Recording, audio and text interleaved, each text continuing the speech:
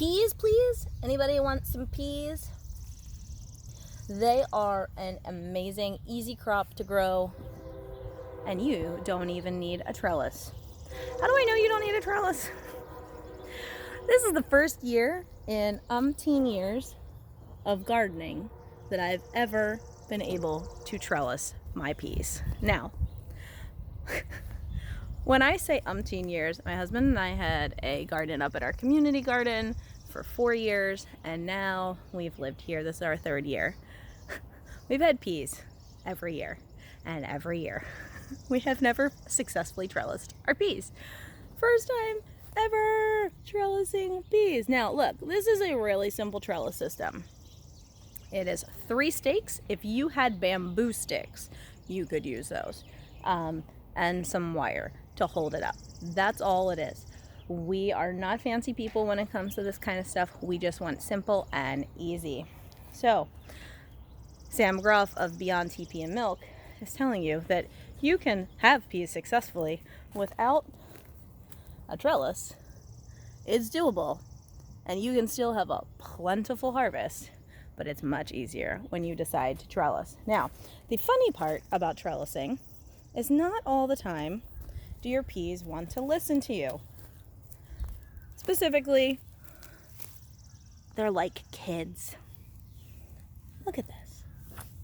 This pea is like so determined to hang on to this little garlic. Like, it has an entire trellis to go up. But yet this pea wants to make the best of best friends with this little garlic plant. Who knew peas and garlic were such good friends? Although they are very tasty together. Here's another one. You can see the tangle of disaster of what happens. See? Definitely trying to hang on to the garlic. Why? Who knows? It has a perfectly good trellis to climb up, but it's choosing the garlic plant. So, enjoy whatever you're up to, and make sure that you're giving your peas something to hold on to. It's the biggest thing. That area right there that I just showed you, and I'll flip the camera around here in a second, is I'm drinking my coffee, is 2 archways.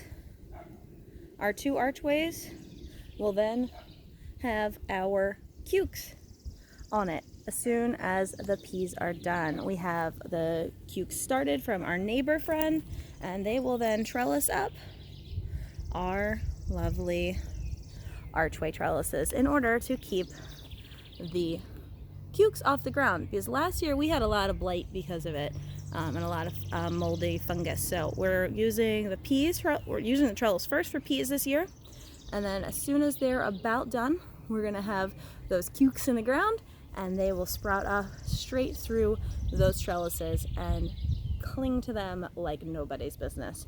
So think about it. As you're gardening, how can you maximize your space? For us, we know that we're going to use the same space for multiple individual plants this season, and we'll get a huge, massive yield out of it.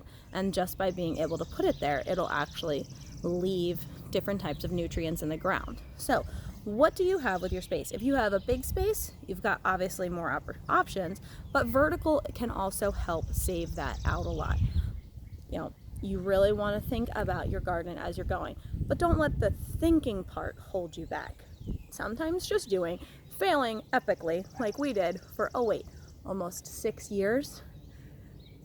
Oh, I got a heron. I don't think I can get it on camera for you. There she goes.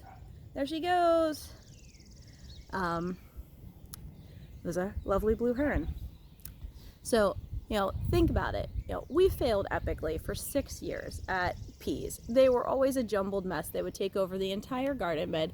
This is the first year they look neat and pretty, but it took 6 years of failure to get that to happen.